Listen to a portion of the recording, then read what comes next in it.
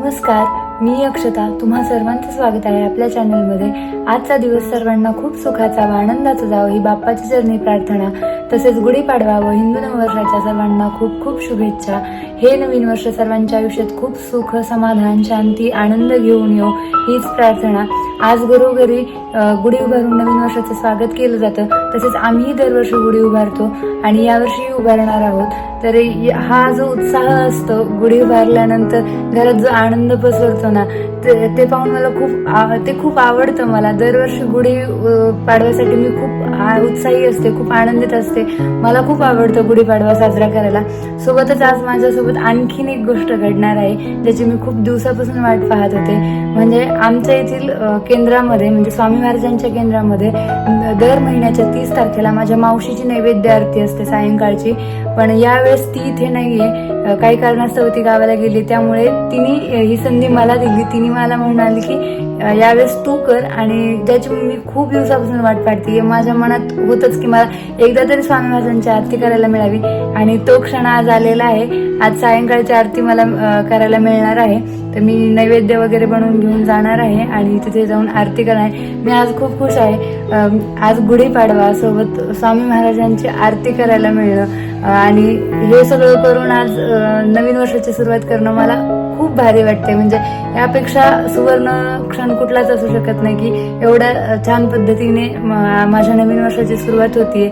आणि मला खात्री आहे स्वामी महाराजांची कृपा या नवीन वर्षात माझ्यावर असेल आणि तुम्हा सर्वांवरही असावी हीच मी स्वामी महाराजांकडे प्रार्थना करते. त्यांच्या कृपा आशीर्वादाने आपलं हे येणारं नवीन वर्ष ही सर्वांना खूप सुखाचं आणि आनंदाचं जावो हीच प्रार्थना करते पुन्हा एकदा महाराजांकडे. आणि अशा प्रकारे आज माझा दिवस असणार आहे. तर चला, थोडीशी धावपळ असणार आहे. जेवढं शक्य होईल तेवढं मी शूट करणार आहे.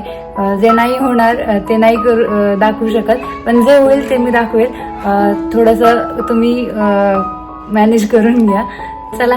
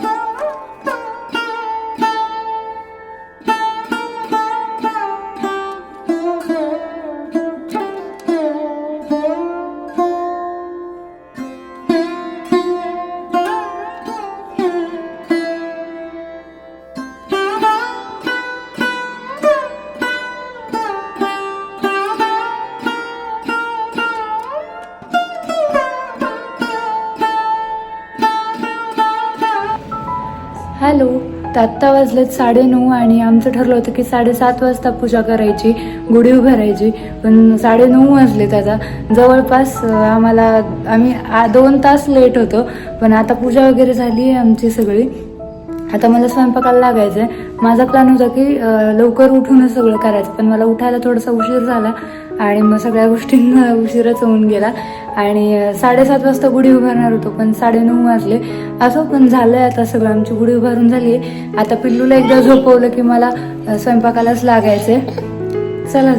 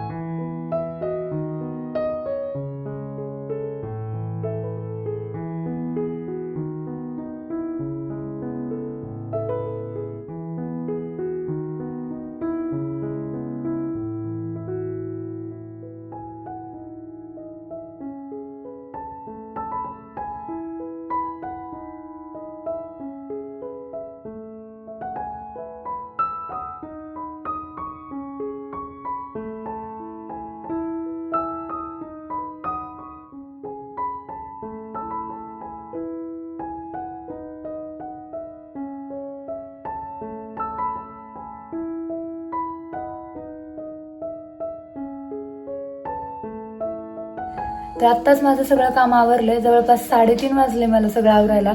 सकाळी 9:30 वाजता मी लागले होते स्वयंपाकाला, पण पिल्लूमुळे माझा बराचसा वेळ गेला. कारण तिचं नेहमीचं ठरलेलं असतं की ज्याही वेळी मी जास्त कामात असते, म्हणजे कुठला सण आला, मी जर जास्त कामात असेल, स्वयंपाक वगैरे करत असेल, तर तिला त्याच वेळेला माझ्याकडे यायचं असतं आणि हट्ट करायचं असतो घे म्हणून. तर त्या सगळ्या गोष्टीमुळे मला जास्त उशीर झाला. जवळपास 1-1.5 तास मला तिला घेऊन बसावं लागलं. आणि मग असं पण सारखी तिची चालूच होती रडरड, हे दे ते दे, यामध्ये बराचसा वेळ गेला. आणि म्हणजे आज पहिल्यांदा मला इतका उशीर झालाय सगळं आवरायला. पण असो, माझं तर सगळं आवरलंय आणि नैवेद्य वगैरे मी सगळं बनवून ठेवलंय. आता फक्त मला म्हणजे थोडासा आराम करायचा आणि मग स्वयंपाक म्हणजे निघायच्या वेळी फक्त नैवेद्य घेऊन जायचंय. बाकी सगळं माझं आवरून झालेलं आहे. आणि मी साडी पण हीच ठेवली आहे, जी सकाळी नेसली तीच साडी मी ठेवलेली आहे आणि हीच नेसून मी जाणार आहे. आणि स्वयंपाक करताना माझी चूक झाली की मी साडी चेंज केली नाही, त्यामुळे मला खूप म्हणजे इरिटेट झालं. कारण गरमी, गॅस पुढे थांबून त्यात पिल्लूची रडरड सुरू होती आणि ह्या सगळ्यामुळे मला खूप इरिटेट झालं. पण असो, मी म्हणजे माझी इच्छा असते की मी सणाच्या दिवशी साडी नेसूनच सगळं स्वयंपाक वगैरे करेल, कारण एरवी तर काही साडी नेसणं होत नाही. सो त्यामुळे मी साडी ठेवली. आणि आता मी फक्त थोडंसं फ्रेश होणार आहे. मेकअप वगैरे जास्त काही नाही, जस्ट टचअप करून मी निघणार आहे.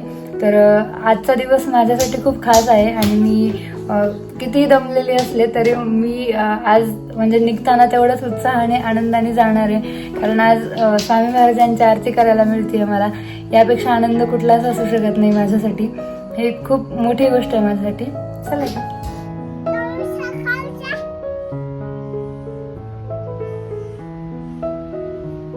काय करते आयुषी? नको तिकडे नको जाऊ, इकडे ये.